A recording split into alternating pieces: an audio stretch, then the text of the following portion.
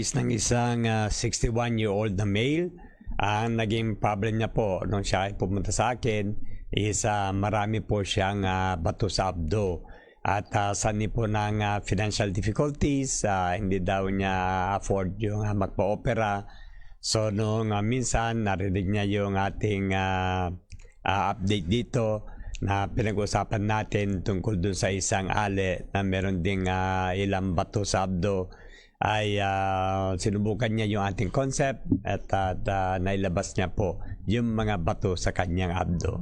Kaya sinaman siya ng kanyang anak, pumunta sa ating opisina, and doon ko tinuro kung ano-ano ang dapat niyang gawin. Actually, it is a 7-day regimen na sa pamamagitan ng paggamit ng mga ingredients na ito, tulad ng fresh apple juice, yung ating ionic mineral drops, yung ating yung extra virgin olive oil, yung lemon juice, o kung available pa mas maganda ay yung grapefruit juice. Actually, ang grapefruit juice po ay hindi ubas.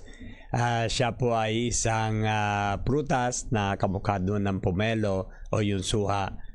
Siya po ay medyo mapait sa panlasa, and yung purified drinking water. Okay? So, ang pinagawa sa kanya for 7 days, pinainom yung apple juice na merong ating mineral drops. Ang mangyayari po dyan, ang gagawin ng apple juice is palalambutin itong bato, kasi yung daanan ng bato galing sa abdo papuntang bituka ay isang masikip na daanan lang po yan.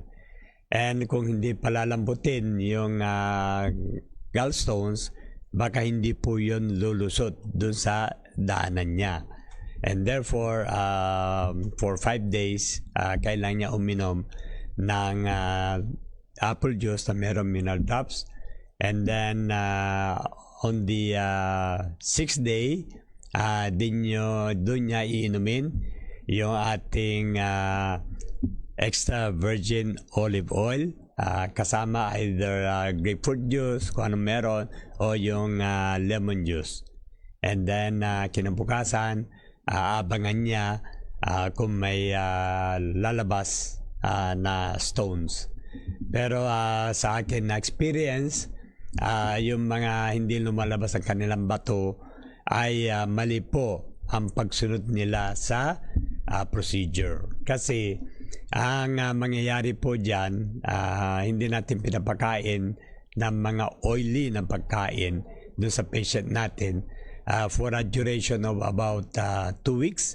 Antayin natin na mapuno ng bile, kasi sa Pilipino, yung gallbladder is abdo, yung bile is also yung abdo. Kaya ginamaitan ko ng English para ma-differentiate yung bile. Ito po yung fluid na nasa loob ng gallbladder, at saka yung gallbladder, ito po yung storage room ng bile.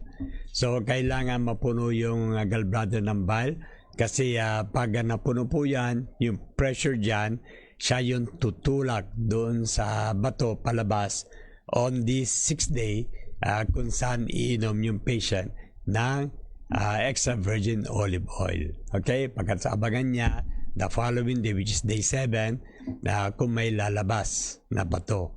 Ang kulay ng bato, oftentimes, nakita ko sa observation ko, is yung dark green. Para po siyang jade. Actually, ang bile natin naman is green eh. Pero yung bato po, pwede yung magiging yellow, brownish, light green, or dark green. Yun po yung ano. And then, pag dudumi, in-encourage natin yung patient na maglakay ng screen para saluin yung nilalabas niya, and then ipa-flush siya ng tubig, at doon niya makikita na yung mga batong lumalabas. Pagkatapos pulutin niya, and then ipipreserve niya para malaman niya na once in a lifetime nagkaroon siya ng gallstones, and ito po ay kayang alisin na hindi po inaalis yung abdo o yung gallbladder. Kasi ang sinasabi ng aking mga kasamahan, hindi daw mari na dinudumi lang ang itong gallstone. Pero meron naman natural na pamaraan kung paano po yan nailalabas. Ang gallbladder po ay hindi organ na pwedeng alisin o i-dispense. Kasi ito po yung storage ng ating bile, na ito yung fluid na bile po, siya yung tumutulong para tunawin yung fats na kinakain natin. Kasi kung wala po yan, ang mangyayari is hindi madadigest yung fats na mayos, and kung magkakaroon kayo ng fat indigestion o intolerance, nakakakos ito ng diarrhea. Kaya nilagay ni Lord John yung gallbladder para meron po yan na purpose. Hindi yun nilagay lang dyan para alisin. Okay? So kung kayo po ay merong kakilala o kayo mismo merong gallstones o bato sa abdo, in-encourage ko po kayo na bumisita sa aming office, kasi meron po kaming paraan kung paano nyo po yan may lalabas natin di kayo dadaan sa surgery or yung operasyon.